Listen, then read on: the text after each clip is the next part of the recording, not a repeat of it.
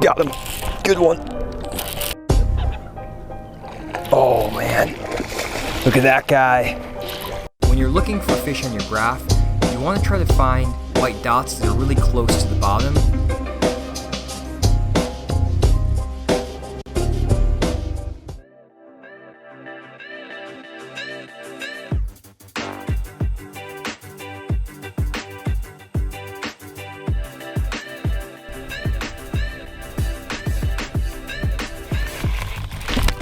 Go.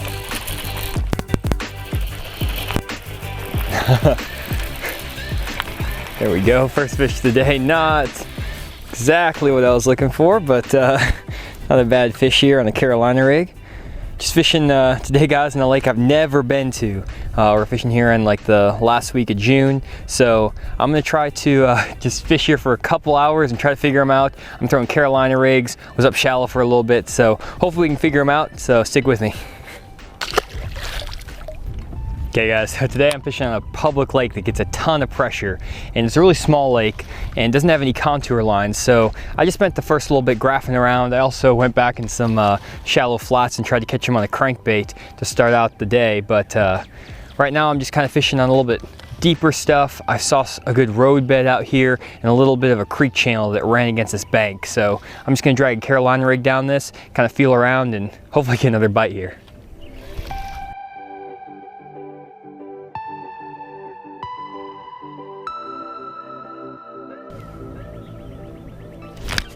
Got him. Good one. Mark this. Here we go, guys. Oh man, look at that guy. Woo! There we go. Freaking toad. Yes. Oh, I'm fishing out here, guys, for about probably 2 hours. I just came out here after work and struggling today, fishing a lot of offshore spots. Finally pulled up on this road bed and saw a bunch of fish on my graph and just caught that freaking giant. Yes! It's fishing a little swing head with a Menace grub. When the bite gets tough, these fish like something a little more subtle, especially when there's no wind in the summer. But that is a toad. Let me weigh this guy real quick. Okay, there you go, guys. I don't know what y'all are seeing, but I'm seeing 557, 5.5 pounder. That's a toad, and he'd probably be bigger if it wasn't the summer. That's got the body of a 7 pounder, but still a really beautiful bass right there. Look at that thing. Yes! Awesome, let's get the release on this big guy and then let's get back out there. Look at that fish. And there it goes. Awesome. So all I was doing there, guys, I was just fishing a little Strike King Menace grub on a swing head, 5/8 ounce, and just dragging it off the end of this little road bed here. And great way to catch them in the early summertime. Now, road beds are one of my absolute favorite summertime structures to fish. They just offer a lot of really good rock and cover for those fish to get on, and there's always going to be bait and crawdads in those big rocks. So this is kind of what this road bed looks like underwater. And the top of the road bed's in about 9 feet, and then there's a creek channel that runs right up against the corner of this road bed that's about 16 feet deep. And this creates a really sharp drop from 9 to 16 feet. And that's what we want to look for in the summertime. A lot of fish are going to sit on the steepest drop out in the middle of the lake and stay there all summer. And on this spot in particular, there's a really good rocky ledge created by this road bed, and that's exactly where these fish are sitting. And now here's an actual recording of my down imaging from my graph as I first drove over this road bed. And if you look carefully, you can see some white dots on the top of the drop right before it drops into the 16 feet of water. And these are the bass that I was marking. And when you're looking for fish on your graph, you want to try to find white dots that are really close to the bottom, because those are going to be the bass that are active. And you also want to look for a school of fish that's spread out. If the fish are stacked up on top of each other, that's normally going to be white bass or crappie, but when they're spread out in a line and they're close to the bottom, those are going to be bass that are actively feeding. And then this is another view of this spot, just in a different color palette, and this is more like what you'd see from a traditional 2D sonar. You can still pick out the fish just like you would on that down scan. And then here's what this road bed looks like on my side scan.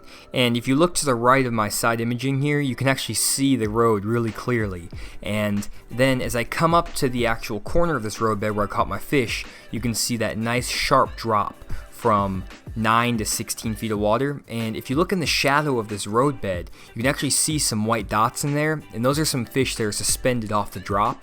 And normally those fish are pretty hard to catch, but there's also some white dots right on the top of the drop, close to the bottom, and those are the fish that are going to bite. So there are normally 3 ways I like to retrieve this swing head jig with a Menace grub on the back. The first one is just to cast that bait out, and then when it hits the bottom, put my rod at about a 45-degree angle and just reel that bait in nice and slow. This will make sure the bait keeps contact with the bottom, but it'll get those Menace tails kicking really well, and it keeps the bait out of the rocks a little bit better than dragging it, so it's good on a really rocky spot. The other way to do it is you can either drag that bait about maybe 4 or 5 feet at a time, give it a nice good drag and get that bait moving pretty fast. This is good right when those fish move offshore and they're pretty active. And the last way, like I'm doing today, is to literally just count those rocks and drag that bait as slow as you can. And when these fish get really lethargic in the late summer, this is my go-to retrieve. And there's 2 ways you can drag the bait. The first is you can drag it with your rod up like this, or you can drag it with your rod to the side. And I really prefer to drag it with my rod to the side because I feel like I can get a better hookup and a better hook set on those fish. When I'm lifting that bait up like this, if I get bit at the top of my pole, I have to reel down really fast to set the hook, where if I'm dragging it to the side, I normally have a little bit more room to my right where I can really set the hook and still get that fish pinned, even if my rod's a little bit out of position. So that's what I like to do.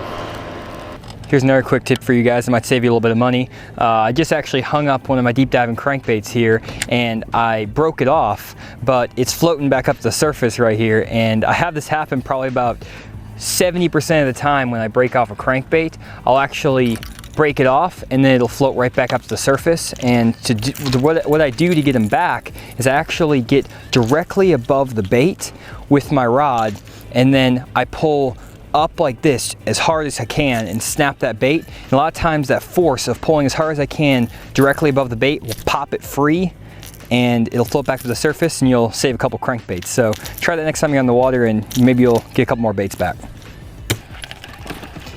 Hey guys, the light's fading really quick here. I'm trying to catch a fish on this black buzzbait right before the sun sets. Another good way to catch him in the summertime at night, but I don't think I'm gonna make it. So I just wanna close up real quick. Had an awesome day on this little lake, never been to before. I spent about an hour and a half graphing and an hour and a half fishing and caught 3 fish, 1 really good one. So I think I got some good fish stuff to fish in the future, but I did a lot more instruction in this video than normal. Normally I have more fish catches. So let me know what you thought about this video style in the comments below, and hit like and subscribe if you enjoyed, and we'll see you next time.